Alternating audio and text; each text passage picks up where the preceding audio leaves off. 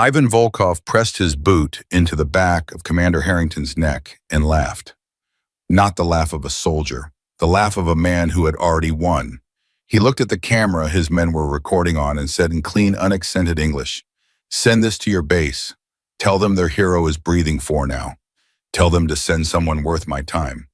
Then he leaned down and whispered into Harrington's ear, "No one is coming for you." He was wrong about that. Subscribe to this channel right now and follow this story all the way to the end. Drop a comment telling me what city you're watching from. I want to see exactly how far this story has traveled. Now let's go. The morning that Commander Michael Harrington disappeared, the temperature at Forward Operating Base Sentinel was already climbing past 104 degrees by 7 in the morning. Not the kind of heat that makes you sweat. The kind that makes you feel like the air itself is trying to push you back inside. The kind of heat that the desert uses like a weapon, slow and patient, and absolutely certain of its own power. Harrington stood outside the operations tent with a cup of coffee he hadn't drunk yet, staring out at the horizon. He had been at Sentinel for 11 weeks. 11 weeks of recon missions, intel briefings, and the particular exhaustion that comes not from fighting, but from waiting to fight. He was 43 years old. He had a daughter back in Savannah who had just turned 9. He had a wife who sent him photographs of their backyard garden every Sunday. Not because she thought he needed to see flowers, but because she knew he needed to remember what green looked like. He set the coffee cup down on a flat rock and picked up his radio. Viper 1 to command, confirming departure at 0800, route Alpha as briefed, estimated return 36 hours. The voice that came back was crisp, professional. Copy that, Viper 1, safe passage. He didn't know those would be the last words anyone at Sentinel would hear from him for a very long time. Inside the operations center, Captain Daniel Mercer was already at the main table surrounded by maps and half-eaten energy bars and the particular organized chaos that he believed made him look decisive. Mercer was 38, a Virginia Military Institute graduate, a man who wore his authority the way some men wore expensive watches. Visibly, deliberately, always making sure you noticed it. He was pointing at a topographical map when Rachel Dawson walked in. She was carrying 2 folders and a ceramic mug of tea.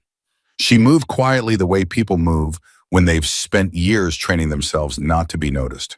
She was 35, medium height, with dark eyes that took in a room the way a camera shutter takes in light. Fast, completely, all at once. She set one folder on the edge of the table close to where Mercer was standing. He didn't look up. "Analyst Dawson," he said, still pointing at the map. "I need the supply chain update for the Eastern Corridor. That's the priority right now." "Yes, sir," Rachel said, "but I also flagged some concerns about Route Alpha." "Route Alpha was approved at 0600, Mercer said, cutting her off with the ease of a man who had been cutting people off his entire career. "The mission parameters are set. Harrington's team has their orders." Rachel looked at the map.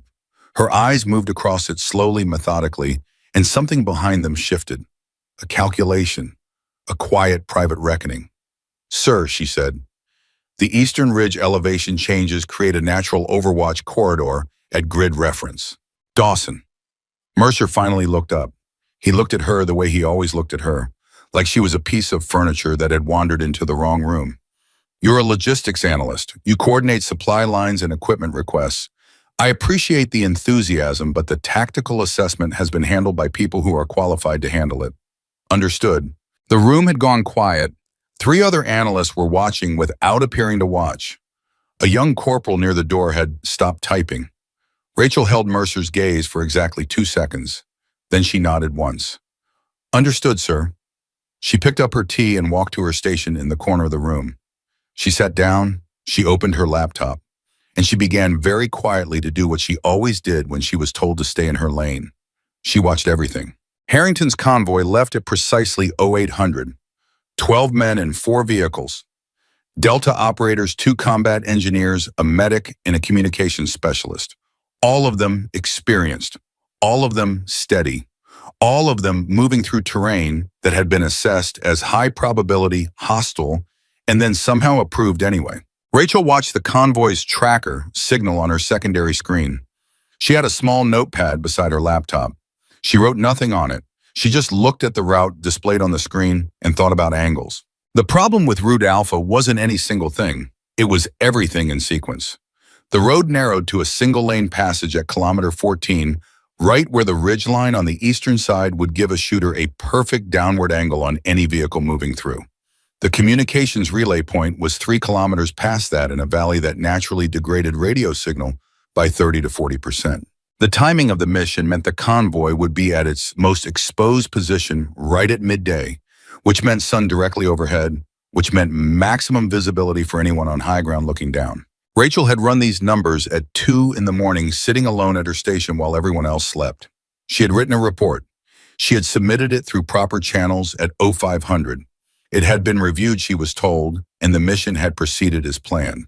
The report was in Mercer's inbox, unopened. She knew because she could see the red receipts. She looked at the tracker signal on her screen.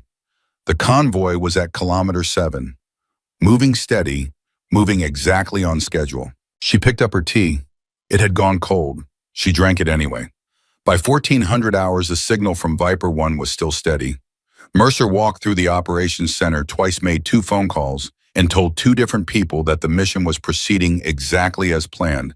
He said it with the confidence of a man who had decided confidence was a form of competence. Rachel had been at her station for 6 hours without a break. She had processed 47 equipment requests, cross-referenced 3 supply manifests, and said almost nothing to anyone. But her secondary screen never went dark.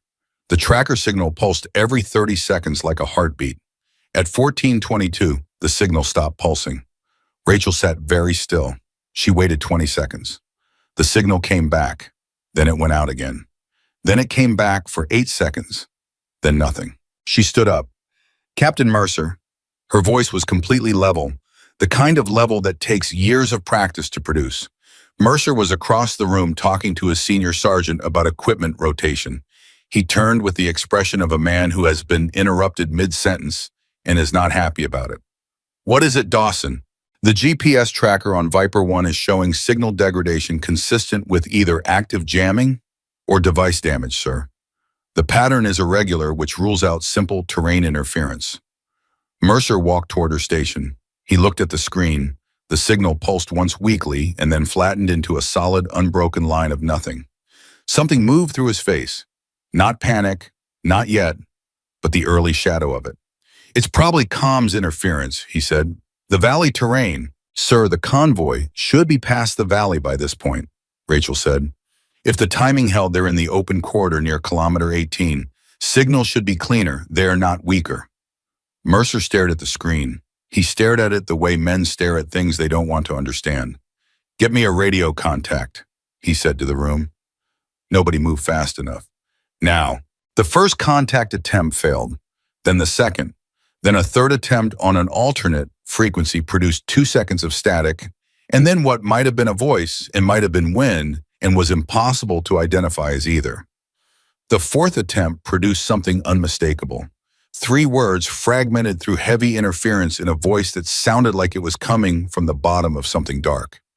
"Viper taking fire." And then nothing. Absolute nothing. The operations center went very quiet. The kind of quiet that isn't silence but is something heavier than silence. The kind of quiet that fills a room when everyone in it simultaneously understands that something has gone catastrophically wrong and none of them know how to say it out loud yet. Mercer straightened his back. Rachel could see him doing it. Could see him pulling himself into the posture of command like a man putting on armor he wasn't sure he could carry. "All right," he said. "QRF activation. I want a rescue team staged in 20 minutes. "Sir," said Master Gunnery Sergeant Samuel Briggs from the doorway. He was a large man somewhere in his mid-50s with a face that looked like it had been carved from the same rock the desert was made of. He had been standing in that doorway for the last 4 minutes and nobody had noticed him arrive. "We don't have a confirmed position. Sending a QRF into that corridor without a confirmed position is—" "I'm aware of the risks," Sergeant Major Mercer said. "I don't think you are, sir." The room held its breath. Mercer looked at Briggs for a long moment. Then he looked away. 20 minutes, he said. "Get them staged." Briggs didn't move immediately. His eyes moved across the room, and for just a fraction of a second, they stopped on Rachel. Not a long stop, not a meaningful stop to anyone watching. Just a glance that landed and departed in less than a heartbeat. But Rachel saw it. And she understood something from it that she couldn't have explained to anyone in that room. She looked back at her screen. The tracker signal was dead. Completely, absolutely dead. She opened a new window on her laptop. She began to type. The QRF launched at 14:55. 16 men, 2 vehicles, an MRAP, and a rapid deployment helicopter that was supposed to provide aerial support. Mercer briefed them himself, standing in front of the vehicle bay with a laser pointer and a lot of certainty. Rachel stood at the back of the group. She was not required to be there. She had come anyway. She listened to Mercer describe the extraction route. She listened to him explain the communication protocols. She listened to him lay out the tactical approach with the confidence of a man who had studied warfare extensively and understood it deeply in the way that people who have studied things deeply and rarely done them sometimes do. She counted 7 separate tactical errors in his briefing. She said nothing. When the QRF mounted up and the vehicles began to move toward the gate, she walked back to the operations center. She sat at her station. She looked at her screen. Then she looked at the clock. Then she looked at the door. Briggs was standing in it again. He walked toward her without hurry, without urgency, the way a man walks when he has already decided what he is going to say and knows it cannot be unsaid. He stopped beside her station and crossed his arms. "You submitted a report at 0500, he said. It was not a question. "Yes," she said. "You identified the Overwatch corridor at the Eastern Ridge." "Yes." "And the Comms Valley?" "Yes." "And in the timing exposure at midday?" "Yes, Sergeant Major." He was quiet for a moment, and then he said very quietly so that only she could hear, "How long have you known?" She looked up at him. There was something in his face that wasn't quite a question. It was more like a door being opened, carefully, deliberately. "Known what?" she said. He held her gaze. He was not a man who looked away easily. "About the trap," he said. The word landed in the space between them like a stone dropped into still water. Rachel felt the ripple of it move through her chest. She did not let it reach her face. "I identified tactical vulnerabilities in the mission plan," she said carefully. "I don't have evidence of Rachel." It was the first time he had used her first name. The first time in all the weeks she had been at this base that anyone had used it with that particular weight. Like it was a key fitting into a lock. "I knew your brother." She went very still. The operations center hummed around them. Someone across the room was talking on a phone. A fan oscillated in the corner. The world continued doing everything the world does when the ground is quietly shifting beneath a single person's feet. "He talked about you," Briggs said. "Before Fallujah. He talked about you a lot." Rachel said nothing for a long moment. She looked at her screen. The tracker signal was still dead. The QRF was 17 minutes out from the last known position of Viper 1. "The QRF is going to be ambushed," she said. Not as a theory, not as a possibility, as a fact she had already calculated and accepted and moved past. Briggs looked at her steadily. "I know," he said. "The corridor that Mercer is sending them through." "I know," he said again. "Then why?" "Because I couldn't stop it," he said. "Same reason you couldn't. Because the man with the authority made his decision, and the man with the authority is always right until the body count proves otherwise." He paused, his jaw tightened. "But there are things I can do that Captain Mercer doesn't have authority over." Rachel looked at him. He looked back at her. "What things?" she said. He uncrossed his arms. He straightened slightly. "There's a vehicle in Bay 3 that isn't on the manifest," he said. "There's a weapons cache in Supply Room 7 that isn't logged until tomorrow morning's inventory. And I am a master gunnery sergeant with 31 years of service and enough operational flexibility to take a vehicle out for a maintenance check at any time I decide one is necessary." Rachel stared at him. "You'd be going outside authorization," she said. "Yes," he said. If this goes wrong," he said, "then I am an old man who made a bad decision and there will be consequences." He paused. "But I have known about you for a long time, Specialist, and I don't think this is going to go wrong." The word hit her the way he had intended it to.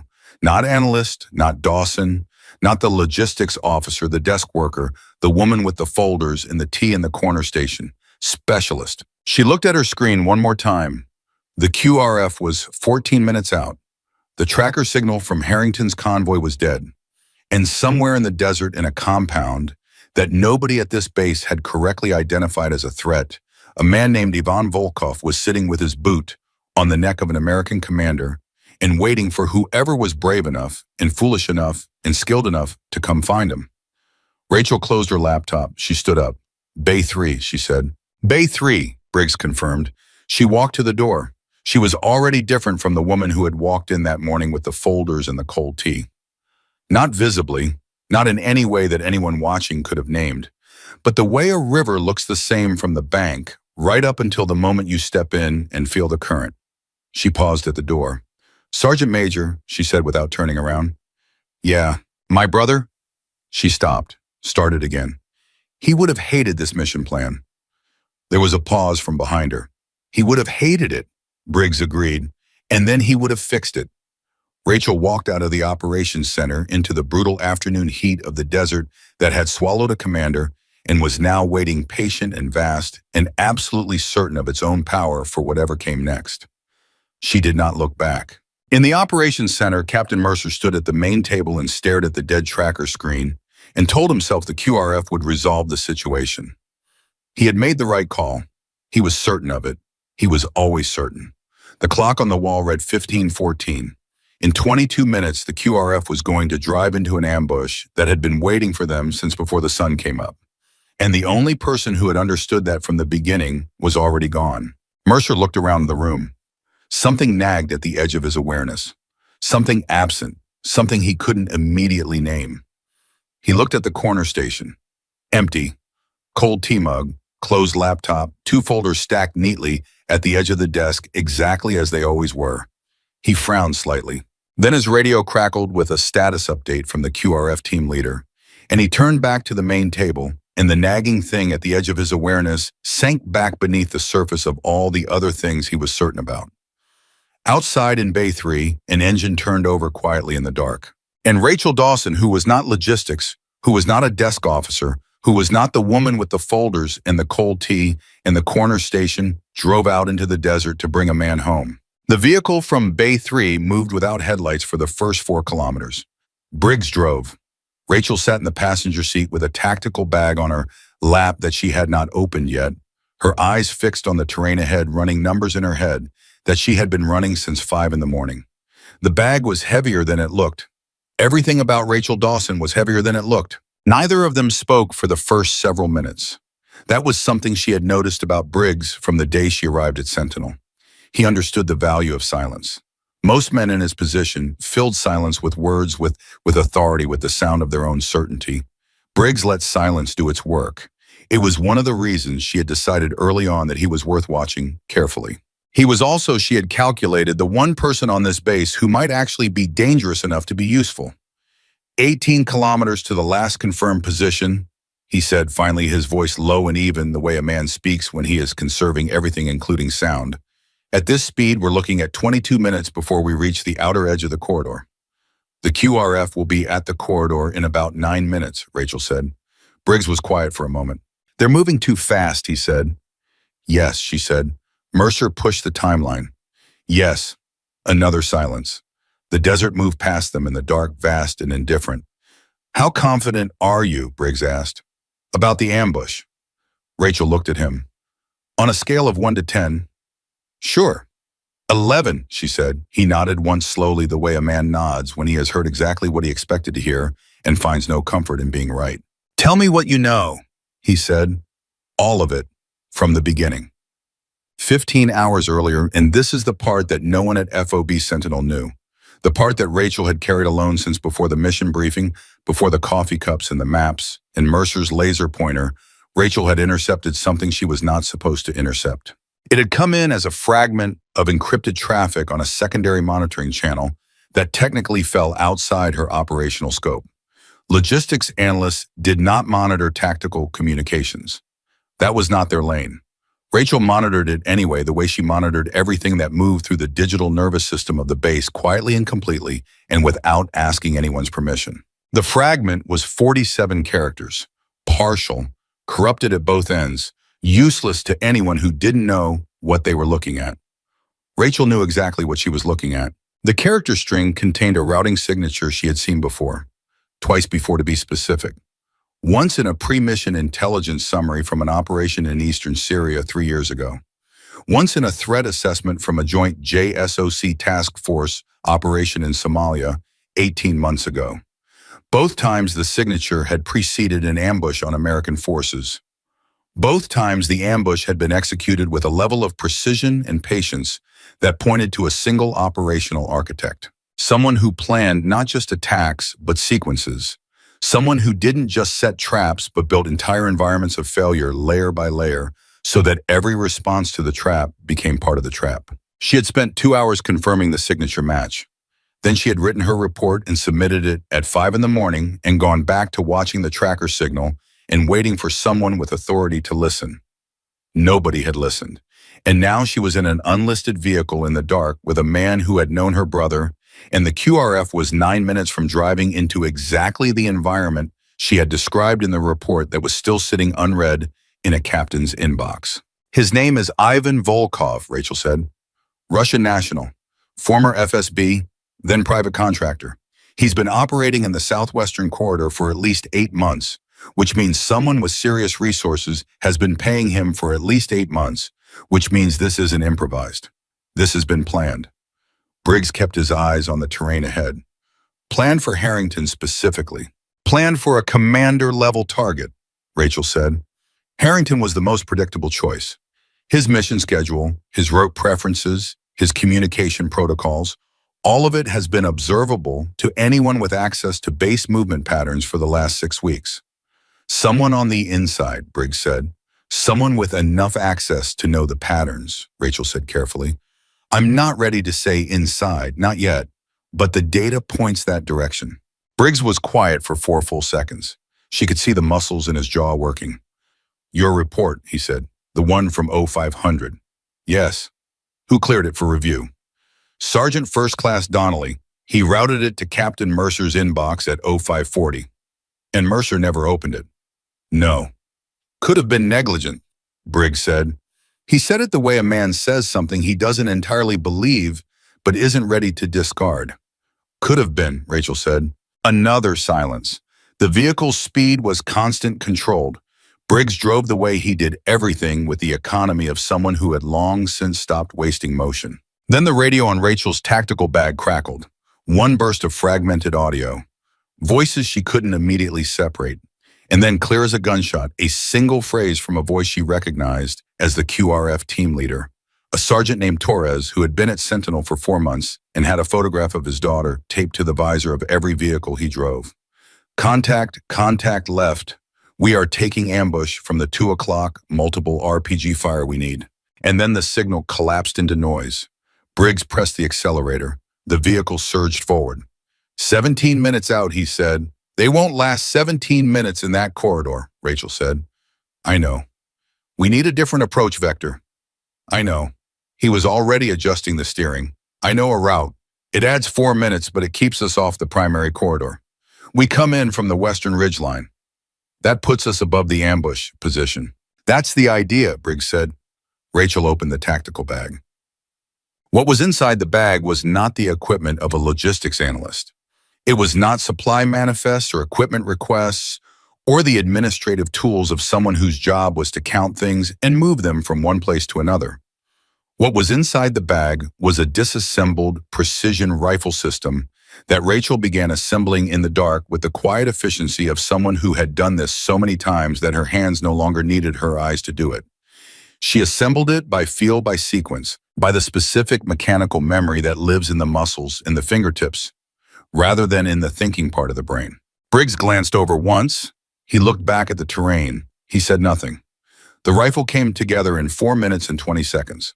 She ran a chamber check, a scope check, adjusted the bipod, verified the magazine, and set it across her knees with the same matter-of-fact calm with which a carpenter might pick up a hammer. Then she picked up her own radio and keyed a frequency that was not listed in the base's operational directory.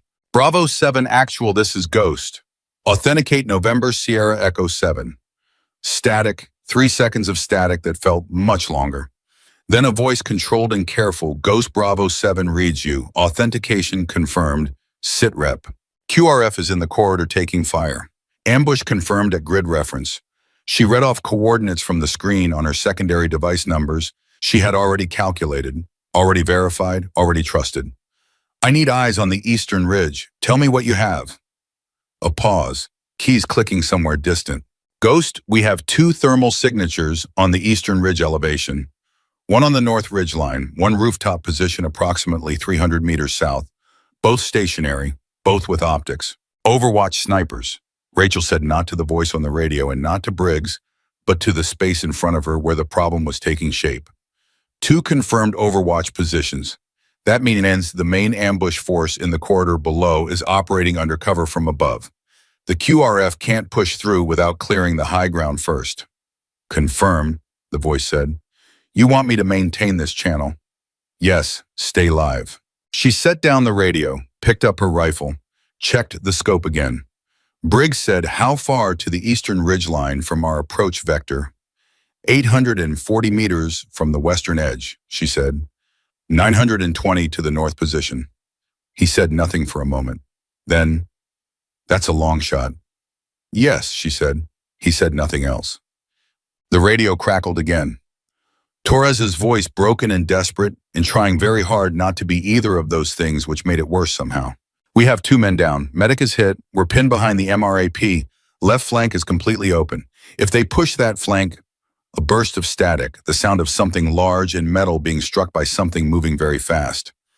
Then Torres again, and his voice had changed, had dropped into the register that men's voices reach when they have moved past fear into something simpler and colder.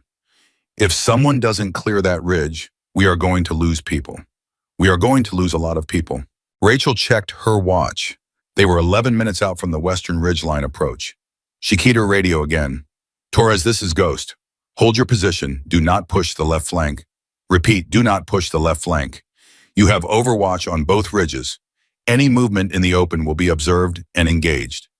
Stay behind the MRAP. A pause, then Torres' voice confused and sharp at the same time. Who is this? What channel? Who is this? A friend, Rachel said. Stay behind the MRAP. I need 8 minutes. Lady, I don't know who you are, but I have 2 wounded and 8 minutes, she said again. And then she took her finger off the transmit key and looked out at the darkness ahead and told herself 8 minutes like it was the only fact in the world. Briggs drove. At FOB Sentinel, Captain Mercer was standing at the communication station with both hands flat on the table and his face doing something complicated. He had been listening to the fragmented transmissions from the corridor for the last 6 minutes. He had been listening to Torres's voice break apart and reform and break apart again, and something in his chest had been doing the same thing, though he would not have named it that. Get me a status update, he said, for the 4th time in 6 minutes. Sir, we're getting fragmented transmissions only. The corridor terrain is degrading the signal. We can't get a clear picture of. What about the second QRF can we launch? Sir, if we send another unit into that corridor before we know what we're dealing with. Then what do you suggest? Mercer's voice came out louder than he intended. The room went quiet again. He pulled the volume back. What do you suggest we do? Nobody answered. Because the answer that existed in that room, the real answer, the one that lived in the silence between his question and the absence of any response, was that the man who should have answered this question had already driven out of Bay 3 and was not coming back. Mercer straightened. He looked around the room. His eyes moved to the corner station. Empty, cold mug, closed laptop, 2 folders. He frowned. This time the nagging thing didn't sink back down. Where is Analyst Dawson? He said. The room produced a silence of a different quality. The kind of silence that means several people know something and are calculating whether this is the moment to say it. A young specialist near the door, Alvarez, 22 years old, 3 months at Sentinel, cleared his throat. Sir, Alvarez said, I saw Sergeant Major Briggs leave through the vehicle bay about 40 minutes ago. I thought it was a maintenance run, but... He stopped. Mercer looked at him. But what specialist? Alvarez swallowed. Analyst Dawson left about 3 minutes after him, sir. Through the same bay. The room held its breath. Mercer stood very still. He looked at the corner station. He looked at the 2 neatly stacked folders at the edge of the desk. He thought about Dawson this morning, standing at his table with her tea and her report saying the words Eastern Ridge and Overwatch Corridor. and watching him dismiss her with the ease of a man who had spent a career being certain. He thought about those words. He thought about Torres's voice in the radio. He reached over and picked up the tablet that logged the base's operational inbox. He found his own name. He found a message from 0540. He opened it. He began to read Rachel Dawson's report. He got 3 paragraphs in before he had to stop and put the tablet down and take 2 slow breaths. The third paragraph described the Overwatch corridor on the eastern ridge. It described the timing exposure. It described the communications dead zone. It described with a precision that felt less like analysis and more like prophecy exactly what was happening to his QRF at this exact moment. He picked up the tablet again and kept reading. By the end of the report, his face had gone a color that had nothing to do with the heat. "Get me Briggs on the radio," he said very quietly. "Sir, if he's in the corridor." "Get me Briggs on the radio," he said again. 11 minutes and 40 seconds after Rachel had told Torres to stay behind the MRAP, the vehicle from Bay 3 reached the western ridgeline approach. Briggs cut the engine 200 meters from the crest. They got out quietly. Briggs carried his own weapon and a spotting scope. Rachel carried the rifle. They moved to the crest on their stomachs. Rachel settled into position, the rifle extended before her. The bipod planted her eye at the scope. Below and to the east, she could see the corridor. She could see the QRF vehicles, 2 of them. One tilted at an angle that meant a blown tire or a damaged axle. She could see men behind the MRAP, small from this distance, moving in the tight, controlled way of people who are trying to stay alive behind cover. She could see muzzle flash from the eastern ridge. Organized, patient, controlled. Professional, she thought. Volkov trains his people well. She shifted the scope to the north ridgeline position. The thermal imaging showed a shape. Human, prone, rifle extended, working methodically, patiently targeting the men pinned below. "North ridgeline," she said. "Confirm." "Confirmed," Briggs said through the spotting scope. 916 meters. Wind from the southwest 8 to 12 knots. Target is stationary. Rachel adjusted. She made calculations that she had made so many times they had become physical, rather than mental adjustments in the body, rather than in the mind. She controlled her breathing. She let it slow. She found the space between heartbeats. She did not think about what she was doing. She thought about Torres's voice on the radio. She thought about the 2 men already down in that corridor. She thought about Michael Harrington somewhere in the dark with a man's boot on the back of his neck. She pulled the trigger. The north ridge position went still. She was already moving the scope to the eastern elevation position before the echo had finished. "Eastern elevation," Briggs said.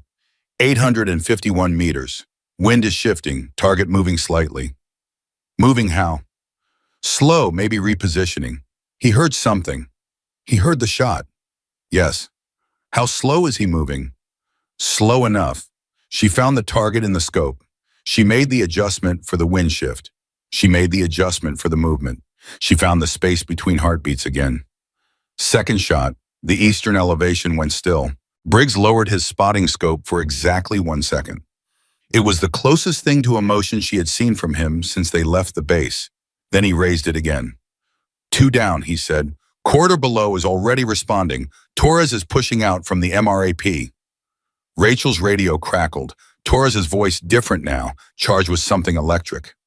Overwatch is down. Somebody cleared the ridge. I don't know who, but move your men to the left flank now, Rachel said into the radio. Push through. There's a secondary position at the south end of the corridor, but it's not elevated. You can suppress it. A half-second pause. Then Torres, without asking a single question about who she was, or where she was, or how she knew, copy, moving. The sound of the firefight below shifted immediately. Rachel could hear it even from the ridgeline, the change in the rhythm of it, the QRF now moving, instead of pin, the tactical balance tilting in the span of 30 seconds. Briggs lowered the spotting scope again. Good shooting, he said, just that. There's a third position, Rachel said. Western outpost approximately 400 meters from the south end of the corridor. Volkov put it there as a cutoff position in case anyone broke out. You sure? Yes. How about them? Because it's where I would have put it, she said. He looked at her, nodded once, raised the scope again. Find it, he said. Oh. She found it in 40 seconds. The western outpost was less elevated than the ridge positions closer and more hastily set up, which meant it was either a secondary addition or a contingency, something Volkov had added to account for the possibility that his primary overwatch might be compromised, which meant Volkov had planned for the possibility that someone might come at him from the high ground, which meant Volkov was expecting company. That thought moved through Rachel's mind and landed with a weight she did not allow herself to feel yet. 430 meters, Briggs said. 2 targets, one in a fixed position, one moving to cover. She took the fixed position first, then adjusted breath held and took the second as he was still in motion. Below in the corridor, the firefight was deteriorating rapidly for the ambush force. Without overwatch cover, the QRF had mobility. With mobility, Torres's training reasserted itself. She could hear it in the radio traffic, his voice steady and command certain, now directing his men through the corridor with the kind of controlled aggression that comes from relief pouring directly into action. QRF is through, Briggs said. Corridor is clear. They're taking casualties back to the MRAP. Rachel lowered the rifle. She looked at the corridor below. She looked at the men moving the vehicles, repositioning the tactical chaos, reorganizing itself into controlled extraction. 4 enemy overwatch positions cleared. QRF through. 2 men wounded, she estimated from Torres's radio traffic. No fatalities by the sound of it, but no Harrington. No sign of where they had taken him. No signal, no communication, nothing but the dead tracker and the 47-character encryption signature and the name of a Russian mercenary who set traps inside traps and had specifically deliberately sent a message that he was waiting for whoever was brave enough to come find him. She looked at Briggs. He's not in the corridor, she said. No, Briggs agreed. He's in a compound. Volkov moved him before the ambush was even sprung. The ambush was never about keeping Harrington. It was about drawing response forces, measuring what we'd send, measuring how we'd react. Briggs was very still. And now Volkov knows exactly what our QRF looks like, he said slowly. What our response time is, what our tactical approach is. Yes, Rachel said, he's building a picture. He's been building it for 8 months, she said, and tonight we just gave him 2 more data points. A silence moved between them. The desert around them had gone quiet, the firefight below settling into the aftermath of itself, the particular specific silence of a battlefield where the immediate violence has ended and the cost of it is just beginning to be calculated. Rachel's radio crackled again. This time it was not Torres. This time it was a voice she did not immediately recognize, coming in on the base frequency, and then she recognized it because she had been hearing it all day, issuing orders with the certainty of a man who had not yet learned what certainty cost. Ghost, this is Captain Sparser. I have read your report. I need you to respond immediately. What is your position? What is your status? And a pause, not a tactical pause, a different kind of pause, the kind that costs something to end. And I need you to tell me where Harrington is. Rachel held the radio for a moment. She looked at Briggs. He looked back at her with an expression that said the decision was entirely hers. She keyed the transmit button. Captain Mercer, she said, I know exactly where Harrington is. I've known since 1400 hours. You are not going to like the answer, and you are not going to like what it takes to get him back. She paused. But that's all right, sir, because you don't have to do it. She released the transmit button, picked up her rifle, looked south toward the deeper desert, toward the darkness where a compound sat waiting, and a man named Volkov sat inside it already knowing she was coming. How far? Briggs said quietly. Rachel checked her device, ran the numbers one more time. 14 kilometers, she said, through open ground. On foot. Part of it, yes. He looked at her steadily. You understand what we're walking into. Yes, she said. Volkov knows you're coming. I know. He wants you to come. She shouldered the rifle, stood up from the ridgeline position, looked at him with the same dark eyes that had watched everything cataloged and everything waded through everything, the dismissals and the cold tea and the empty reports and the long weeks of being invisible in a room full of people who were certain she had nothing worth hearing. I know he wants me to come, she said. That's the first mistake he's made. She started moving south. Briggs looked at the sky for a fraction of a second. Then he followed her. Behind them at FOB Sentinel, Captain Mercer stood at the communication station with Rachel Dawson's report in his hand, reading a sentence in the final paragraph that he had missed the first time through a sentence that had been there since 0500, sitting in his unread inbox while the desert did exactly what she had told him it was going to do. The sentence read, "The most dangerous element of this operation is not the ambush itself. It is what the ambush is designed to produce. Every response we send into that corridor becomes intelligence for the architect. He is not trying to hold a commander. He is trying to understand us. And once he understands us completely, the commander becomes expendable." Mercer set the tablet down. He looked at the dead tracker screen. He looked at the corner station, the empty chair, the two stacked folders, the cold mug. "God help us," he said quietly to no one in particular. And 14 kilometers to the south, Rachel Dawson moved through the darkness with a rifle on her back and a dead man's legacy in her chest, and the absolute bone-deep certainty of someone who has been underestimated her entire life and has decided on this particular night that the time for being invisible is over. They moved south for 40 minutes without speaking. The desert at night had its own particular silence, the kind that isn't empty, but full of small sounds and shifting air, and the specific pressure of open space on every side of you. Rachel moved through it with the kind of economy that comes from years of training, the body to cost nothing, to spend no energy on anything that wasn't forward motion. Briggs kept pace without difficulty. For a man his size, he moved with a quietness that most people half his age couldn't match. At the 20-minute mark, Rachel held up a fist and they stopped. She crouched. Briggs crouched beside her without a word. She had heard something. Not loud, not close, just a displacement of air and sound that didn't belong to the desert. She stayed completely still for 40 seconds, her eyes moving in a slow, methodical arc, her breathing barely detectable. Then she identified it. A patrol. Two men moving parallel to their position, approximately 200 meters to the east heading north. Not searching. Routine sweep. Volkov ran his perimeter the way a professional ran everything: regular, predictable, disciplined. Predictable was useful. She watched the patrol pass. She gave it 90 seconds after they disappeared from her range of hearing. Then she moved again, adjusting her angle slightly west. Briggs moved with her, said nothing. At the 40-minute mark, she stopped again. This time, she didn't crouch. She turned to face him. "The compound is 600 meters ahead," she said. Her voice was barely above a breath. "Single perimeter fence reinforced at the northwest and southeast corners. Main structure is a converted storage facility 3 rooms deep. Harrington will be in the deepest room. That's standard procedure for high-value detention, maximum distance from any entry point, maximum time for the guards to respond to a breach." Briggs looked at her for a moment.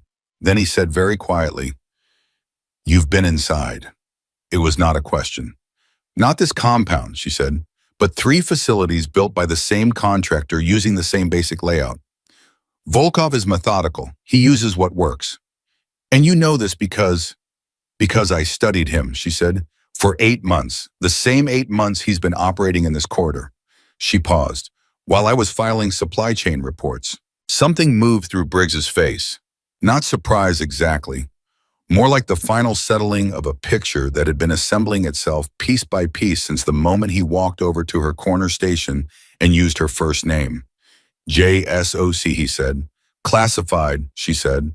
"Your brother was Task Force Orange," he said. "Before Fallujah, I knew him from a joint operation in—" He stopped himself. Old habit. Even now, even here, with no one for 600 meters in any direction, the instinct toward operational security was automatic. "He was the best I ever worked with," he said instead. Rachel looked at him for a moment. Something happened in her eyes that she didn't allow to reach the rest of her face. "I know," she said. "He told me you were the best he ever worked with, too." Briggs was quiet. "He talked about you at his last briefing," she said. "Before the operation. He said if anything ever went sideways, if he ever needed someone who understood the difference between following orders and doing the right thing, he'd want Briggs in the room." The desert held the silence between them for a moment. Then Briggs said, "What do you need me to do?" 1930 hours. The base radio room at FOB Sentinel had become a different kind of place in the last hour. The organized efficiency of a functioning operations center had given way to something rawer and more honest, the controlled desperation of a command structure dealing with the consequences of its own failures in real time. Torres and the surviving QRF members had made it back 40 minutes ago. 2 men with serious wounds, 4 with minor ones, and a sergeant named Torres, who had walked through the vehicle bay door looking 10 years older than when he had left and gone immediately to find Captain Mercer. The conversation between them lasted 4 minutes. Most people in the base weren't privy to what was said, but the ones who were close enough reported that it was not the kind of conversation where the junior man does most of the listening. Torres had stood in front of Mercer with his hands at his sides and blood on his sleeve that wasn't his own, and he had spoken in the measured, deliberate way of a man who has looked at something terrible and decided the only response to it is absolute honesty. Sir Sharon, Torres had said, "We were dead in that corridor. We were completely pinned. 2 men down, medic, hit no lateral movement possible, and then the overwatch just stopped. One by one, and whoever did it didn't miss. Not once. All I can tell you is that I heard a woman's voice on a frequency I've never used tell me to stay behind the MRAP and push left flank in 8 minutes, and that's exactly what happened." Mercer had looked at him. He had looked at the blood on Torres's sleeve. "You're saying Analyst Dawson?" "I don't know who she is, sir," Torres had said. "I just know she wasn't an analyst." That conversation had ended, and Mercer had gone back to the communication station, and he had been standing there ever since trying to raise Rachel on the operational channel, getting nothing but silence. He had read her report 4 times now. The 4th time he had read it, not as a commander reading an intelligence document, but as a man reading a record of his own failure sentence by sentence, with the particular intimacy of someone who recognizes himself in a mirror he wasn't expecting to find. She had been right about everything. Not mostly right, not right in general terms, right about the specific grid reference for the Eastern Overwatch, right about the communications dead zone, right about the timing, right about the pattern of the enemy's operation and the intelligence it was designed to gather. Every single thing she had written in that report at 5 in the morning had come true with the precision of a forecast from someone who understood the weather, not because they had studied it, but because they could feel it. And he had dismissed her. Because she was logistics, because she was a desk officer, because she had walked in with tea instead of coffee and spoken in complete sentences instead of tactical shorthand, and he had decided in the first 30 seconds of knowing her that she existed in a category of person whose observations he was not required to take seriously. He stood at the communications station and lived with that. The young specialist Alvarez came to stand beside him at 2000 hours. He held a printed document. Sir Alvarez said, "I ran a background check on Analyst Dawson through official channels." He paused. "The file is classified at a level I don't have access to, but the cover sheet, the part I can see, has a JSOC header and a unit designation I've never seen before, and the photo on the cover sheet is hers, but the name under it isn't Dawson." Mercer looked at the document. He looked at the classification header. He looked at the photo. He said very quietly, "What name is under it?" Alvarez hesitated. "Ghost," he said. "Just Ghost." The room was quiet for a moment. Then Mercer straightened. He picked up the radio. He keyed it. "All units, all stations. This is Captain Mercer. We have a JSOC asset in the field moving on the Harrington extraction. She is operating without support. I want everything we have ready to launch the moment she calls for it. Everything. No hesitation, no delays, no questions. If she calls, we go." "Understood." A chorus of acknowledgments came back. Steady, immediate. Mercer set the radio down. He looked at Torres, who was still standing near the doorway. "Get your men ready, Ohaishwad." Torres nodded, and then he said something that Mercer would think about for a long time afterward. "Sir, next time someone puts a report on your desk, read it." He walked out. 2015 hours. Rachel was at the compound fence. She had covered the last 600 meters in just under 18 minutes, which was slower than she would have liked because Volkov's patrol pattern was tighter than expected. 4 teams instead of the standard 2 rotating and overlapping cycles that left almost no gap longer than 90 seconds at any given point along the perimeter. Almost no gap. She had found the gap at the northwest corner. 63 seconds between patrol cycles right where the fence met a section of reinforced wall that created a blind spot to the southeast tower.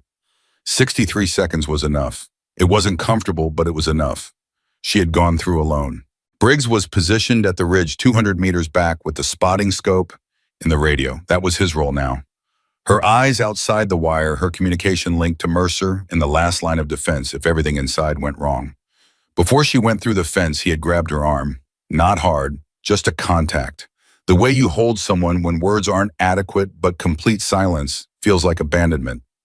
Your brother would want you to come back from this, he said. She had looked at him for a moment. I know, she said. That's why I'm going to. She went through the fence.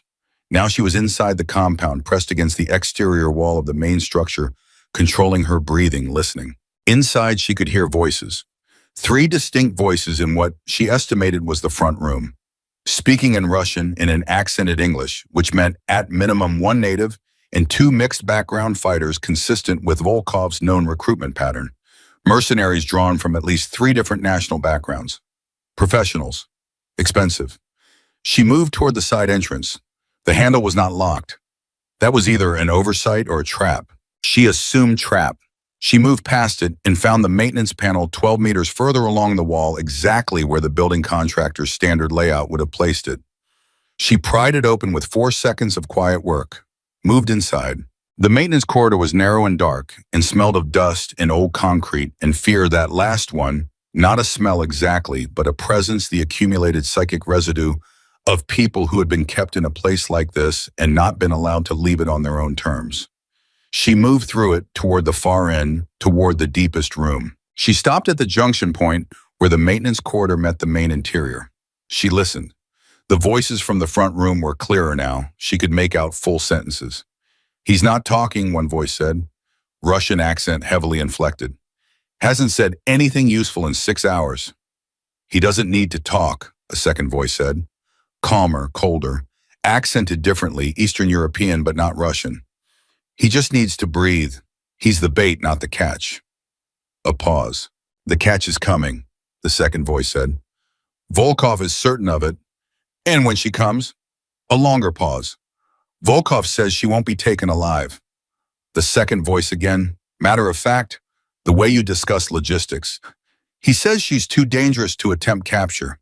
He wants her eliminated on sight. He says, the voice stopped, a sound of something being set down on a hard surface. He says it's personal. Rachel stood in the maintenance corridor and absorbed this information with the same stillness with which she absorbed everything. Not alarmed by it, not surprised. She had known this was personal from the moment she identified the encryption signature. Volkov had left it there deliberately, a calling card, a challenge. He hadn't just recognized her work in the operational pattern that had been disrupting his network for 18 months. He had invited her here. Personal. She filed it, moved forward. The door to the deepest room was sealed with a deadbolt from the outside. Standard, expected. She had the tool for it in the side pocket of her vest, a compact bypass pick that she had been carrying for 4 years and used 11 times. 12 now. The bolt turned in 8 seconds. She pushed the door open 6 inches and stopped. Inside, in the near dark, Michael Harrington. He was seated against the far wall with his wrists zip-tied behind him and his ankles similarly bound. His face was a record of the last several hours written in bruise and dried blood and the particular blankness that men adopt when they have decided that showing pain is a tactical concession they aren't willing to make. He was conscious. Barely. His eyes were open but unfocused, aimed at the middle distance where people aim when they are managing agony by removing themselves from it. Rachel slipped through the door, pulled it to behind her, crossed the room in 6 steps. She crouched in front of him and put her hand on his shoulder and said very quietly, Commander Harrington. His eyes moved, slowly, came to rest on her face. He stared at her for a long moment. She watched him process what he was seeing.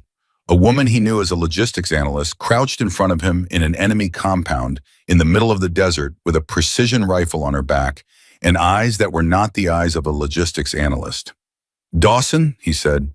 His voice was rough, abraded like a voice that had been used hard and then left to dry out. Yes, sir. He stopped, looked at her again. Something was reorganizing itself behind his eyes, a puzzle reshaping into a new configuration. You're not logistics. No, sir. How long? Long enough, she said. She was already working on the zip ties at his wrists with a small blade. How badly are you hurt? He considered the question with the seriousness of a man who has learned that honest damage assessment is more useful than courage. Ribs, at least 2 cracked, maybe 3. Left knee is swollen. They used it on me during questioning. Head took some hits, but I'm thinking clearly. Can you walk? I can walk, he said. Then after a pause, I can run if I have to. You might have to, she said. The zig tie gave, his wrists came free. He brought his hands around and looked at them for a moment, the specific private relief of a man getting his own hands back. Then he reached forward and helped her with the ankle restraint. Dawson, he said as she worked. How did you later, she said. How many are there? Confirmed 3 in the front room. Patrol teams outside 4 of them. Volkov's position is unknown. He's not in the front room or I'd have heard his voice. Volkov, Harrington said. The name landed differently in his mouth than it had in hers. Heavier, personal in a different way. You know him, she said. He introduced himself, Harrington said. His voice was flat and controlled. He wanted me to know who was holding me. He said it was important for me to understand that this wasn't random, that it was planned specifically, that he stopped. That what Rachel said. Harrington looked at her steadily, and in his eyes was something that realigned everything she thought she understood about tonight. He said it was planned specifically because of you, Harrington said. He said he's been watching your operational pattern for 18 months. He said you've cost him 4 network nodes and 2 operational cells and 11 men who were worth more than anything else he's lost in the last decade. He paused. He said capturing me was the cleanest way to get you into the open, where he could see you, he stopped again, where he could finish it, Rachel said. Yes, Harrington said. The ankle tie gave. He was free. He stood, slowly with the particular careful authority of a man reassembling himself from the inside out. He was taller than she remembered from the base, broader. She handed him the sidearm she'd brought for him, a secondary weapon, nothing fancy but solid and loaded. He took it, checked the chamber with the automatic efficiency of someone whose hands remember things his mind doesn't have to manage. What's our exit? He said. Maintenance corridor to the northwest exterior. Gap in the patrol cycle, 63 seconds opens in. She checked her watch. 4 minutes and 17 seconds. And if the patrol cycle has changed, then we improvise, she said. He looked at her for a moment, and then with the bruised and blood-dried face and the cracked ribs and the knee that was going to make every step cost something real, Commander Michael Harrington did something that she did not expect. He smiled. Lead the way, he said. She turned toward the door, and then the radio on her vest crackled. Briggs, tight and urgent, barely above a whisper. Ghost, you have a problem. Volkov's position is confirmed. He's not in the compound. She stopped. Say again, she said. He's outside the compound. He moved position 40 minutes ago. He's on the high ground, northwest ridge, 400 meters out. He has a line of sight on your exit point. A pause. Half a second long enough to mean something. Ghost, he's waiting at your door. Harrington heard it. She could tell by the way he went still behind her. She looked at the door to the maintenance corridor. 4 minutes and 8 seconds to the patrol gap. 1 exit point. 1 man waiting at it with 400 meters of open ground and a rifle and 18 months of very specific preparation. Briggs, she said, can you see him? Yes. Can you reach him? The pause this time was longer. 400 meters from Briggs's position to Volkov's ridge. Angle of approach. Wind. The dark. Marginal, Briggs said. It's a marginal shot from here. I can try to... Don't try, Rachel said. A mist tells him exactly where we are. Silence. Harrington stepped up beside her. He spoke quietly. What are our options? 1 exit point, she said. 1 man blocking it who knew we'd be here. Alternative exits. The front entrance through 3 armed guards. So we go through the guards, Harrington said. It was not bravado. It was arithmetic. The way soldiers do math. There's a 3rd option, Rachel said. He waited. I go out the front, she said. I draw Volkov's attention. You take the maintenance corridor when the patrol gap opens. You get to Briggs' position. Harrington looked at her. His jaw tightened. That's not a 3rd option. That's you trading yourself for me. That's me using myself as a variable, she said. There's a difference. There really isn't, he said. Dawson, His voice came out harder than she expected. Not anger exactly, something more specific than anger. I have been sitting in that room for 6 hours because someone underestimated the threat and sent me in without adequate intelligence. I am not going to walk out of here while someone else takes the hit for it. Not tonight, not ever. She looked at him. In the dark room with the sound of guards moving in the corridor beyond, and the clock running on the patrol gap, and a Russian mercenary sitting 400 meters away on a ridge, waiting for the only door she had planned to use, she looked at him and understood something. He was not going to leave without her. She could argue it tactically for 10 minutes, and he would stand there with his cracked ribs and his swollen knee and his recovered sidearm and refuse to move, which meant they went together, through the front. Okay, she said, together, but you stay behind me and you do exactly what I tell you when I tell you. No hesitation, no improvisation. Agreed, he said immediately. I mean exactly, she said. I know what exactly means, he said. She unslung the rifle. In the narrow space, it was less useful than the sidearm she kept in her right hand. She passed the rifle to him. You know how to use a precision system, she said. I've been shooting since I was 12 years old, he said. Good. If Volkov gets a line of sight on us in the open, I'll handle it, he said. She looked at him one more time. He looked back at her with the steady, bruised, absolutely unbroken face of a man who has decided that the only direction available to him is forward. Move on my signal, she said. She put her hand on the door. She pulled it open. And everything that happened in the next 4 minutes happened very fast.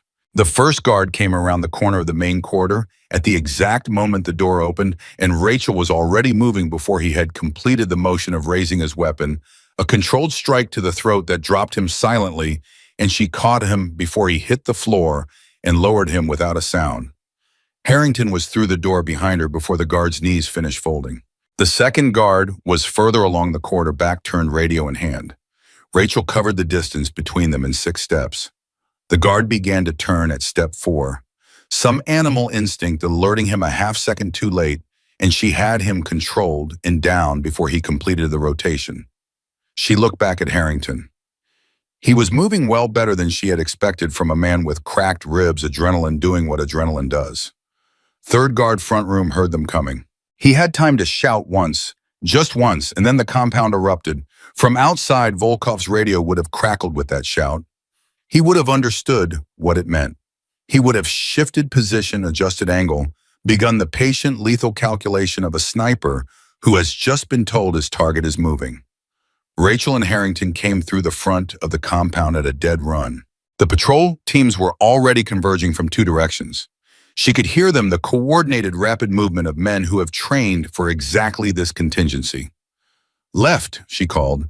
They went left. The patrol team from the north came around the corner, hard and fast, and ran directly into Harrington, who had been a commander for 20 years and a soldier for 23, and the rifle he was carrying came up with the reflexive speed of a man whose muscle memory has been doing this longer than the men in front of him have been alive. He bought them 8 seconds.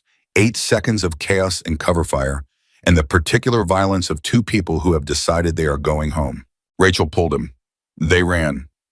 Open ground, the northwest corridor, 400 meters of sight line to Volkov's ridge. She heard the shot before she felt it, a sound that is less a bang and more a physical displacement of air at very high velocity. And the sensation that followed it was not pain immediately, but impact high on her left shoulder, spinning her half around, and her legs kept moving because the mind has already sent that instruction before the body has finished registering the damage. Ghost, Briggs's voice on the radio, urgent and raw. Still moving, she called back. Harrington's hand caught her arm, steadied her. They kept running. She heard Volkov's second shot miss wide. He'd had to adjust. She'd moved unpredictably when the first hit spun her, and that half-second of recalculation had cost him his clean second shot. 200 meters to Briggs's position. Her shoulder was telling her things she didn't have time to listen to. She ran. Behind them from the ridge, 400 meters northwest, Ivan Volkov lowered his rifle for the first time in 8 minutes. He watched the 2 figures moving through the dark. He watched them reach the ridge line where the old man with the spotting scope was positioned. He did not fire again. Not yet.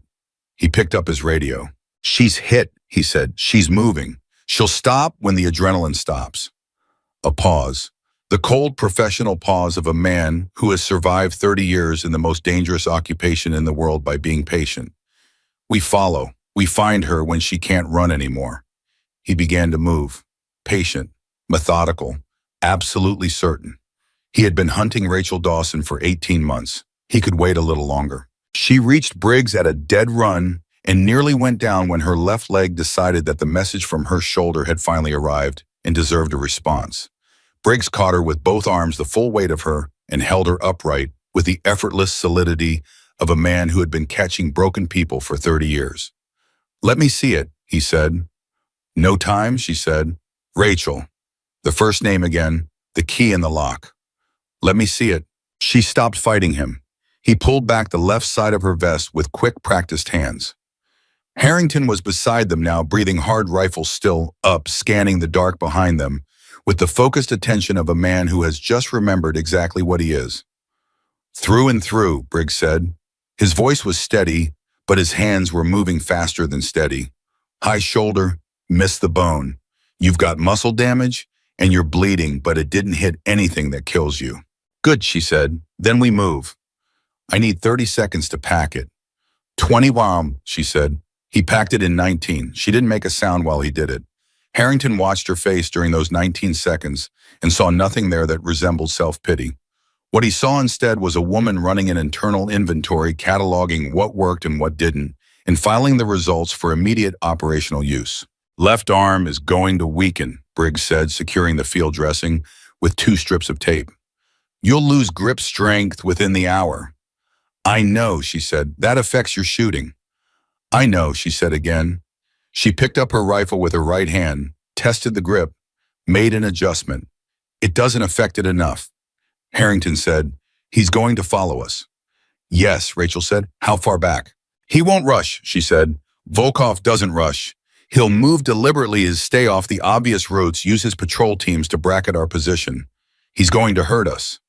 She paused, pressing her right hand briefly against the packed dressing as though confirming it was real.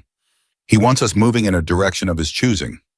"Which direction is that?" Briggs said. Rachel looked south, then west. Then she looked at the terrain ahead of them and ran the calculation that had been assembling itself in the back of her mind since Briggs told her Volkov was on the northwest ridge. "There's a natural choke point 4 kilometers west," she said. "Rocky outcrop, single approach from the east. High ground on 3 sides. If he positions 2 teams there and drives us toward it with the patrol sweeps." "We walk into a box," Harrington said. "A very small box," she said, "with no exits." The 3 of them stood for a moment in the specific silence of people who have just mapped the shape of the problem they're inside. Then Briggs said, "So we don't go west." "We have to go west," Rachel said. "The base is northwest. It's the only direction that takes us home." "Then we choose our own route through the choke point," Briggs said. "No," Rachel said. "We choose when we arrive at it." Harrington looked at her. Something was working behind his eyes, the tactical mind reasserting itself through the exhaustion and the pain. "You want to get there before his teams do." "I want to get there before he expects us to," she said. "Volkov is patient because he believes we have to be slow. He's watching my shoulder. He thinks the wound buys him time." She looked at both of them steadily. "We move fast, faster than he thinks we can. We reach the outcrop before his teams are positioned, and we use the high ground ourselves." Briggs looked at Harrington. Harrington looked at Rachel. "How fast?" Harrington said. 4 kilometers in 35 minutes, she said. A pause, cracked ribs, swollen knee, gunshot shoulder, open desert terrain in the dark. "Let's move," Harrington said. 252 hours. They ran when the terrain allowed it and moved fast when it didn't, and nobody said anything about what it cost because saying it would have made it cost more. Rachel set the pace. Her shoulder burned with every step in a way that was specific and insistent. The kind of pain that doesn't fade into background noise, but stays in the foreground, narrating itself constantly. She ran through it the way she ran through everything she had decided not to let stop her. At kilometer 2, Briggs's radio crackled. The Sentinel base frequency. Mercer's voice controlled, but carrying something underneath it that hadn't been there this morning. "Ghost, this is Sentinel Actual. We have your position from last transmission. I have 2 helicopter assets staged and ready. Say the word and they're in the air. Repeat, we are ready to come to you. Just say the word. Rachel looked at the radio without slowing her pace. Not yet, she said into it. Helicopters announce our position. Volkov hears rotors. He accelerates his teams. We need ground approach, then extraction. A pause from Mercer's end. Copy that, he said. Your call, Ghost. Your call, completely. Another pause shorter. I've got Torres and 8 men ready to move on foot, armed and staged. Give me a direction. Rachel looked at Harrington. He was running with his left arm tight against his body, compensating for the ribs, and his face was doing the arithmetic of endurance in real time. He caught her looking and gave a single nod. He was still here. He was still in.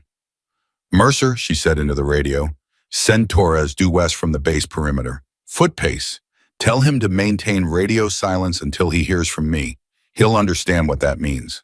He says he does, Mercer said with a slight adjustment in his voice that told her Torres was standing right next to him. Torres is moving now. She clipped the radio back to her vest and ran. At kilometer 3, Briggs went down. Not from enemy fire, not from anything dramatic. He stepped on a section of unstable ground that gave way without warning, and his right ankle turned with a crack that Rachel heard from 8 meters ahead of him. She was back beside him in 4 seconds. He was already trying to get up. She could tell from his face that it was bad. How bad, she said. He put weight on it experimentally.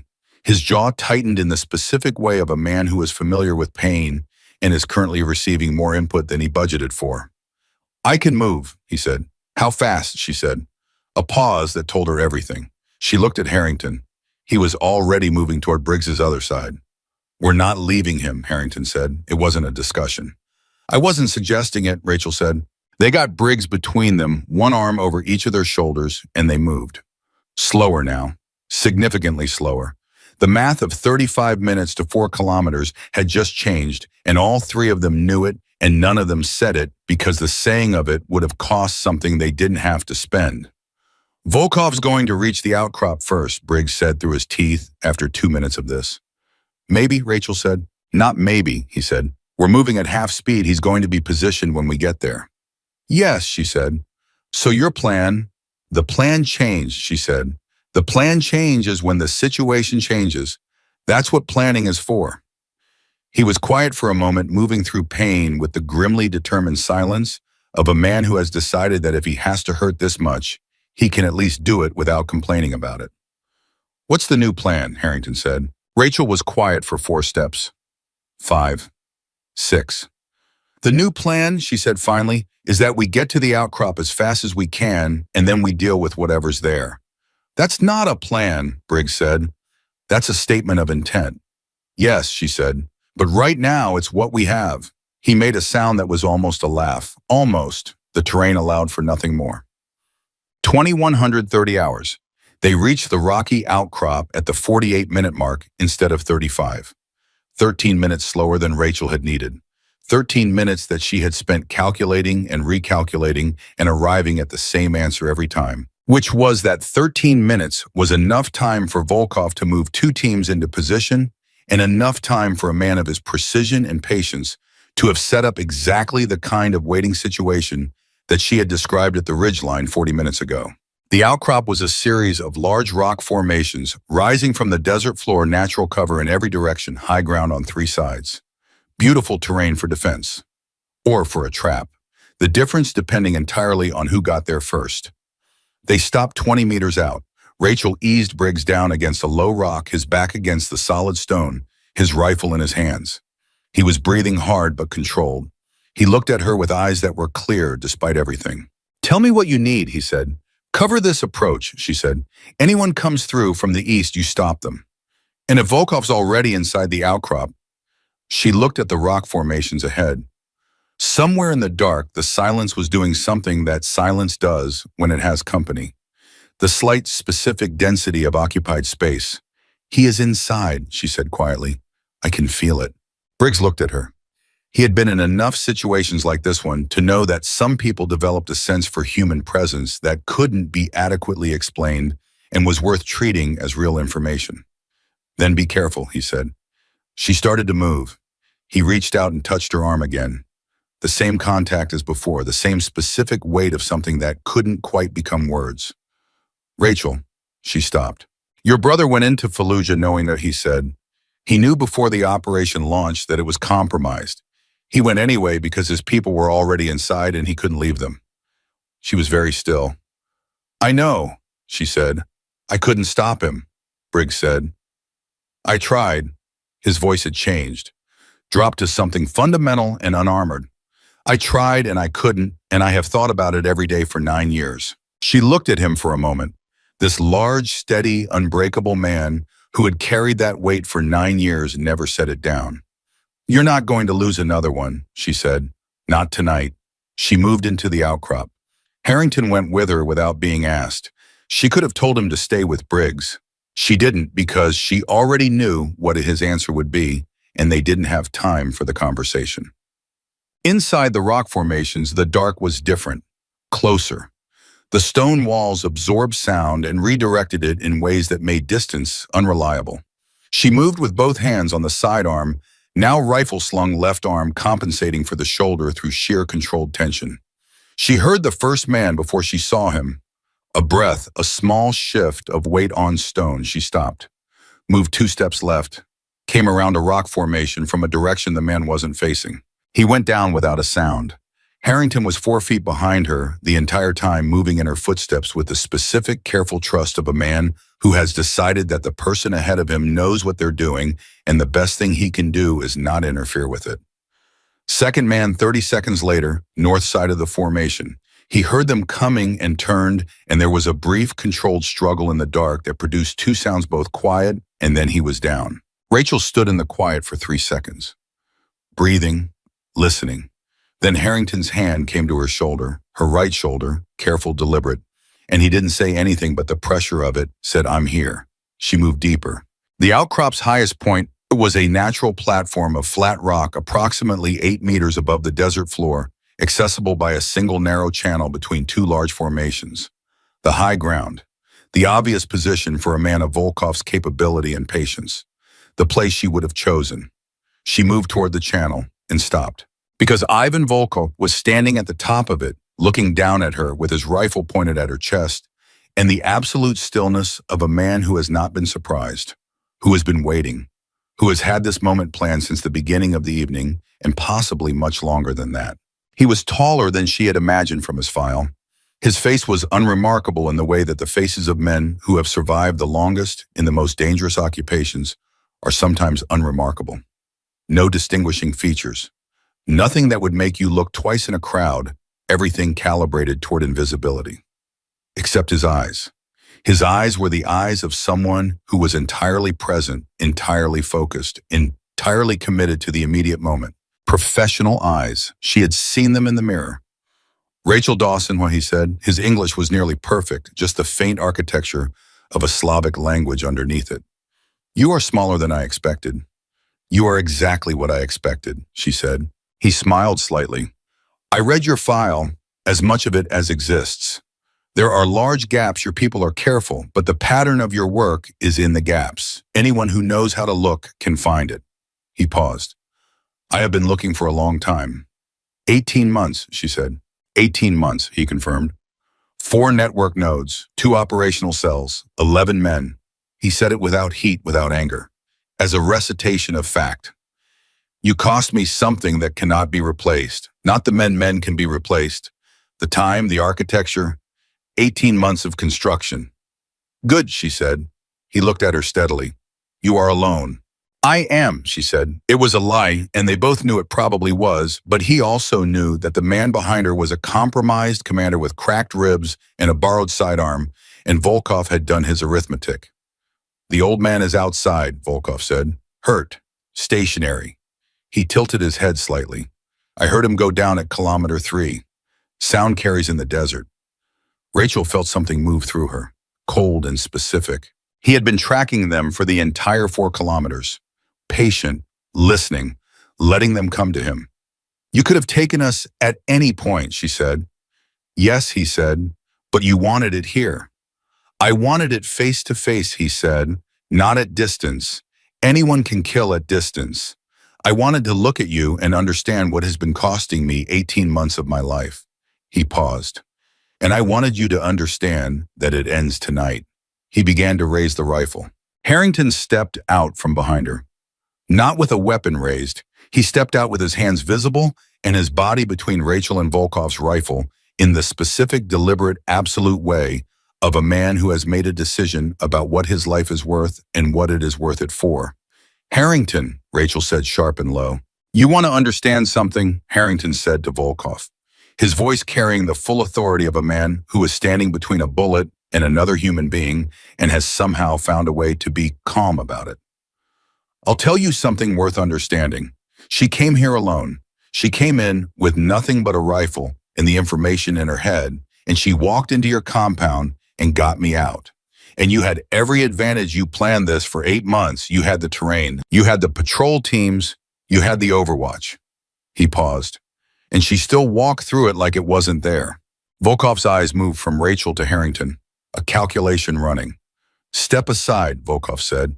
Quiet, certain.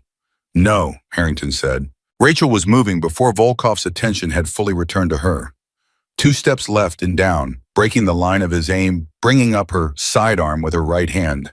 She heard the rifle discharge, the sound of it immense in the enclosed rock space, and felt the round pass close enough to her right ear to be a physical sensation. Then she was below the line of fire and moving up and forward. Volkov was already adapting. Fast. Professional. He brought the rifle around with the ease of a man who has done this in actual conditions many times. She reached him before he completed the arc. What happened in the next 40 seconds was not graceful. It was not the choreographed competence of a training demonstration. It was close and brutal and absolutely committed, 2 people with extensive training and no remaining patience applying everything they had learned to a single immediate problem. Volkov was stronger than her. She was faster. He had the high ground briefly, then lost it. She had the angle briefly, then lost it. The rifle came free and skidded off the rock platform.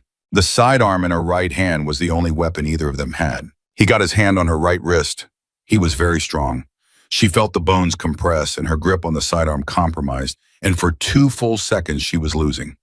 Then her left arm came up the damaged shoulder, screaming at her in the loudest terms it had yet found, and she drove her elbow into the side of his head with everything that was left in that arm. His grip broke. She twisted, brought the sidearm around. Volkov caught her wrist again, faster than she expected. He was hurt. She could see it, blood from his temple, something wrong with his left side, but he was still here, still fighting, still the kind of man who does not stop until someone makes him. They stood locked 2 feet apart, his hand on her wrist. The sidearm between them pointed at nothing useful to either of them. He looked at her face. She looked at his. You're better than I expected, he said through blood and controlled breathing. I know, she said. His other hand came up toward her throat. The shot came from behind her, not loud, relatively speaking. The sidearm Harrington was carrying produced a sound that was sharp and definitive and final in the way of things that cannot be undone. Volkov's body registered it before his face did. The hand that had been reaching for her throat stopped in the air. He looked down. He looked at her, and something in his professional, patient-focused eyes did the thing that eyes do when the accounting is complete and the math comes out the way it was always going to. He went down. Rachel stood over him for 2 seconds. Her shoulder was telling her things that she was going to have to listen to very soon. Her legs were suggesting a conversation. She overruled both of them through sheer commitment to the next 60 seconds. She turned. Harrington was 3 feet behind her sidearm, up, both hands on it, the arms extended and steady, the way you learn to keep them steady in the first year of firearms training, and then spend the rest of your career maintaining through practice and discipline. His face was white under the bruising. His left arm was shaking slightly, the ribs making themselves known. But his aim had been, as she now had undeniable evidence, completely adequate. He lowered the weapon slowly. She looked at him. He looked at her. You said no improvisation, he said. She stared at him for a moment. Something moved through her chest that was not quite anything she had a name for. Yes, she said, I did say that. He holstered the sidearm. He exhaled once long and controlled the exhalation of a man releasing something he has been holding at full tension for several hours. Is he? Harrington started. Yes, she said. A silence. Good, he said. Her radio crackled. Briggs. His voice had changed, still controlled, but carrying something warm and electric underneath. I can hear Torres's team. They're 200 meters east. And Ghost. A pause. I can hear helicopters. She keyed the radio. Mercer? Ghost, go ahead. Mercer's voice, immediate, present. We need extraction at the rocky outcrop 4 kilometers due west of base perimeter. 3 personnel, 1 gunshot wound, 1 with multiple rib fractures, 1 sprained ankle. She paused. Target is down. I say again, primary target is down. A silence on Mercer's end that lasted exactly 2 seconds. Copy that, Ghost. Helicopters are already in the air. ETA 8 minutes. Torres is... I can hear him, she said. Tell him to approach from the east and announce himself loudly. My colleague outside the outcrop is armed and in a lot of pain, and I would prefer not to add to tonight's complications. Something that was almost a sound of relief came through the radio from Mercer's end. Understood. Torres, you copy that. Torres' voice from somewhere close enough that she could almost hear it without the radio. Copy that. Approaching east. And I'm going to be loud about it. She put the radio away. She looked at Harrington. He was leaning against the rock face with his right hand pressed against his left side, compensating for the ribs. And his face was doing the thing that faces do in the first minutes after sustained adrenaline begins to withdraw.